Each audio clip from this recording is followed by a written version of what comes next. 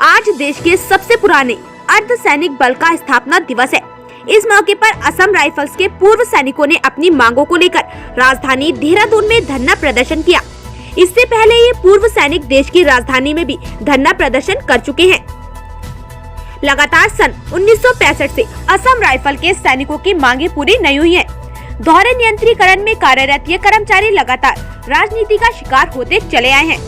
Assam rifles अपने कर्तव्यों का निर्वहन रक्षा मंत्रालय के अधीन कर रही है, जबकि असम राइफल्स के सैनिकों को सुविधाएं गृह मंत्रालय के माध्यम से पुलिस बल की मिल रही हैं।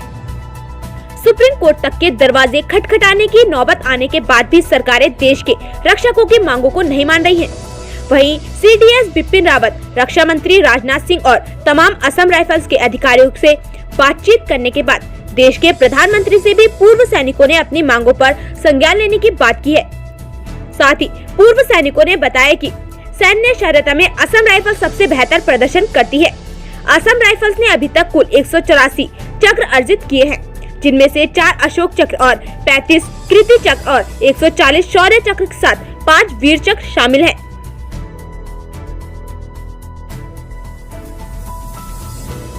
हमारे पास सारी चीजें होंगी तो तब कोर्ट जो है उन साक्षी को देख करके ही हमको फैसला देगा। राइफल से आप लोग हैं, क्या मांगे हैं आप लोगों की जो आज आपको धरना करना पड़ा? हाँ, हम लोग Assam rifle ex serviceman welfare association all India Uttarakhand इकाई के लोग हैं। हमने अपनी जो है मांगों को लेकर के सुप्रीम कोर्ट में जो है याचिका भी दायर कर रखी है और उसके अलावा हम गवर्नमेंट के जितने भी अधिकारी हैं, सीनियर अधिकारी हैं, मंत्रीगण हैं, उन सब से जो है मुलाकात करते हुए आए हैं। हमने लगभग 32 से 35 मीटिंग कर ली है, जिसमें कि हमारे रक्षा मंत्री, गृह मंत्री, हमारे सचिव, defence secretary, home secretary, joint secretary police और हमारे सीओएस जो कि अभी सीडीएस है, चीफ ऑफ डिफेंस स्टाफ है, जनरल बिपिन रावत। उसके अलावा जनरल जो है नरवाने जो हमारे सेनाध्यक्ष हैं, चीफ ऑफ आर्मी स्टाफ हैं। तो हमने सारे लोगों से अप्रोच की है कि हमारी मांगों को जो है पूरा किया जाए। हालांकि उन लोगों ने हमें विश्वास दिलाया है कि आप लोग जो है जेन्युइन काम कर रहे हैं, आपको ज़रूर जो है आपका हक मिलना चाहिए, लेकिन कोई भी जो है राइटिंग में अभी तक नहीं दिया है। हमारी जो मुख्य मांग है, हम 1965 से दोहरी कमांड में काम कर रहे हैं। एडमिनिस्ट्रेशन हमारा जो है एमएचए के पास में है, यानी मिनिस्ट्री ऑफ होम अफेयर के पास में है, और हमारा जो ऑपरेशनल कार्य है ये डिफेंस के पास में है, यानी कि हम डिफेंस के अंदर में, आर्मी के अंदर में काम करते हैं। सन 1965 से आप लगा लीजिए कितने साल, और इससे पहले भी हम जो है आर्मी के साथ कंधे से कंधा मिलाकर के काम कर रहे हैं। और आर्मी के साथ में जितने भी ऑपरेशन हैं, चाहे वो विश्व युद्ध हो 1 और 2, उसके अलावा जो है अपना 62 का जो एग्रेशन हुआ था, 65 में, 71 में, इन सब लड़ाइयों में हमने आर्मी के साथ मिलकर के लड़ाई लड़ी है। लेकिन हमारी कोई पहचान नहीं है। इसी पहचान को लेकर के आज हम आपके सामने हैं और हमें फ़ख्र इस बात करके आप जो है इस चीज़ को कवर कर रहे हैं। और मैं आपके भी जो है मतलब पूरे दिल से आपका एहसानमंद हूँ कि आप इस तरीके से कोऑपरेट हमें कर रहे हैं। हम ज़रूर इसको जो है याद रखेंगे और फ्यूचर में भी आप जो है हमें सहयोग करते रहेंगे। हमारा मेन मुद्दा जो है एमओडी वर्सेस जो है एमएचए का है, तो हमने बोला है। लेकिन एमओडी में जो भी है, आप समझ लीजिए कि हमारे पास जो है 80% लोग आर्मी के अफसर हैं जो हमें कमांड कर रहे हैं। हमारे डीजी से लेफ्टिनेंट जनरल से लेकर के कैप्टन तक वो हमें कमांड कर रहे हैं। वो अपना सब डिफेंस का हिसाब किताब पूरी सुविधा ले रहे हैं, हमको कोई सुविधा नहीं है। तो हम बोल रहे हैं, हमारा डेपुटेशन का जो मैं बात कर रहा हूँ, ये डेपुटेशन जो है 1891 से शुरू हुआ। जब ये आसाम मिलिट्री पुलिस थी तब से ये डेपुटेशन शुरू हुआ, और अभी हम दोहरी कमांड में पूरे रूप से, उससे पहले हम एक्सटर्नल अफेयर्स के अंडर में थे। लेकिन अभी 1965 से हम दोहरी कमांड में चल रहे हैं, आखिर हम कब तक?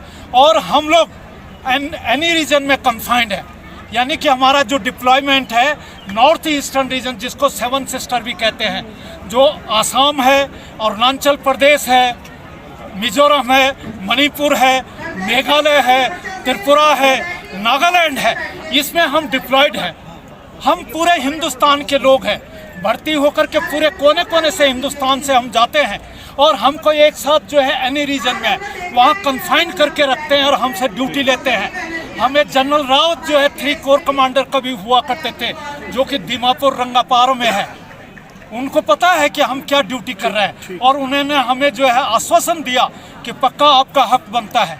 इसके अलावा जिनको भी हमारे जो पैटर्नर इन चीफ हैं वो जनरल VS कार्निक हैं, वो हमारे पैटर्न इन चीफ हैं।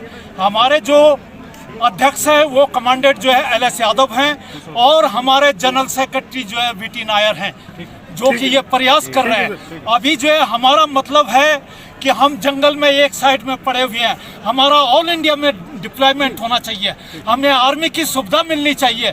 हमारा जो अमेंडमेंट रूल है जो 61 है उसको अमेंड करके हमें डिफेंस में लाना चाहिए और डिफेंस की सुख सुविधाएं हमें मिलनी चाहिए ना। एक्स सर्विसमैन हमारी पे में तकरीबन आर्मी के जवान का 22,000 एक तनख्वाह पे बनता है, पेंशन बनता है, जबकि हमारे जवान का पेंशन जो है 13,000 12,000 पेंशन बनती है। आप लगा लीजिए कितनी डिस्पैरिटी है, कितना भेदभाव है हमारे लिए, और हम रुकेंगे नहीं। आपके माध्यम से हमने प्रधानमंत्री से जो है आग्रह किया है मीटिंग के लिए, 10-15 मिनट का हमें वक्त दीजिए, लेकिन प्रधानमंत्री जी ने आज दिन तक हमें कोई वक्त नहीं दिया। यानी कि हिंदुस्तान की घृणित राजनीति इतनी गिर चुकी है कि उनको प्रजातंत्र से कोई मतलब नहीं है। जब जीत गए, वोट मिल गई, तो वोट उनकी है, संसार उनका है, जनता का कोई मतलब नहीं है। ये जनता की सरकार है। हमारा कोई बड़ा इशू नहीं है। इशू सिर्फ इतना है, भारत सरकार हमें रक्षा मंत्रालय के अंदर रह के जो ड्यूटी लेती है, जो सेवाएं लेती है, वो लेती है रक्षा मंत्रालय के अंदर भारतीय सेना की तरह। लेकिन जब हम रिटायरमेंट होते हैं या कई जगह पर जो सर्विसमैन हमारे भाई लोग हैं, उनके साथ ऐसा व्यवहार किया जाता है, ऐसा भेदभाव किया जाता है कि हमें वो वेतनमान या वो सुविधाएं वो हमें पुलिस की दी जाती है। तो ऐसा क्यों? अगर भारत सरकार को हमसे सेना की तरह अगर ट्रीट करना है हमको, तो हमें उसका सुविधाएं दें। अगर वो नहीं कर सकती, हमें सेना की ड्यूटी नहीं लेनी है, हमको एक तरफा पुलिस की तरफ छोड़ दें। ये हमारा मुद्दा है जो हमारा केस दिल्ली हाईकोर्ट में चला हुआ है। अभी हमारी 14वीं हियरिंग हो चुकी है। 15वीं हियरिंग हमारी 16 अप्रैल को होने वाली, आने वाले अप्रैल में। तो देखो क्या होता है। लेकिन हमें अपनी जुडिशरी पे भरोसा है, हमें अपनी मीडिया पे भरोसा है। वो इसलिए कि आप लोगों ने हमारी आवाज़ सुनी कि देहरादून में ये आयोजन होने जा रहा है, आप लोग आए यहाँ पर। लेकिन भारत सरकार के जो नेता हैं, जो ब्यूरोक्रेट्स हैं, वो हमारी बात सुनने को तैयार नहीं।